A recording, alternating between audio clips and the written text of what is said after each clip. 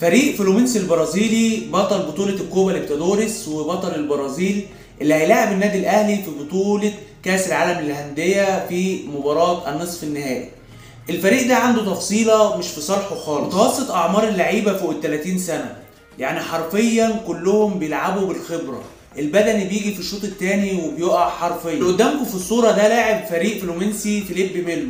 فيليب ميلو لاعب روما وانتر ميلان السابق، حاليا عنده 40 سنة، وده طبعا غير مارسيلو لاعب ريال مدريد اللي عنده حاليا 35 سنة، واللاعب كينو كمان اللي كان بيلعب في الدوري المصري في فريق بيراميدز وعنده حاليا 34 سنة. كمان عندك المهاجم الارجنتيني جيرمان كانو اللي عنده حاليا 35 سنة، ده غير كمان صانع الالعاب اسمه جانسو عنده 34 سنة حاليا. كمان عندهم الحارس بتاعهم اللي اسمه فابيو عنده دلوقتي 43 سنة، ده غير لاعب الوسط تياجو سانتوس اللي عنده 35 سنة، وكمان الظهير الايسر الثاني تياجو بارباروسا عنده 31 سنة، ده غير المدافعين بتوعهم صامويل وكمان ديفيد اللي واحد عنده 34 سنة وواحد عنده 35 سنة. الحاجة الوحيدة اللي مخليه فريق دار المسنين ده يظهر بشكل كويس ويكون فريق مرعب انهم بيلعبوا لمسة ولعبة وبيظهروا لبعض بطريقة كويسة، والمدرب بيعتمد على طريقة الترابط الذهني بين اللاعبين. فلسفة اللعب دي بتخلي طريقة نقلهم للكورة وقدرتهم على خلق الفرص خطيرة للغاية. عندهم زيادة عددية حرفيا في أي مكان الكورة بتكون متواجدة فيه، عشان كده فتح عرض الملعب أمام منافس زي ده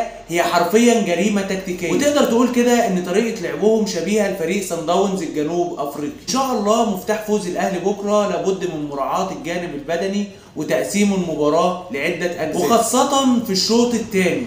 والفريق البرازيلي حرفيا بيتميز بالكرات الثابتة، فلازم لعيبة الاهلي تكون حذرة جدا في كل الكور الثابتة والقريبة من مرمى محمد الشناوي. افضل طريقة مناسبة للعب مع الفريق ده ان انت تسيب لهم الاستحواذ خالص وانك تلعب على الهجمه المرتده. وان شاء الله الاهلي يعمل بكره مباراه للتاريخ ونصعد لنهائي كاس العالم للانديه لاول مره في تاريخنا. واخيرا دي اول مره هم يكسبوا بطوله الكوبا ليبرتادوريس، ودي اول مشاركه ليهم في كاس العالم للانديه، فالخبره في صالحنا ان شاء الله. وعلى المستوى الفني ان شاء الله احنا افضل منهم بكتير. احنا اقصينا فريق عنده مدرب كبير ولاعبين كبار بحجم بنزيما وكانتي. الماتش بعتبره على الورق ان شاء الله من نصيبنا، بس على اللعيبه بتاعتنا ان هي تحافظ على تركيزها لاخر المباراه، وان شاء الله الفوز يكون من نصيبنا ونصعد لنهائي كاس العالم.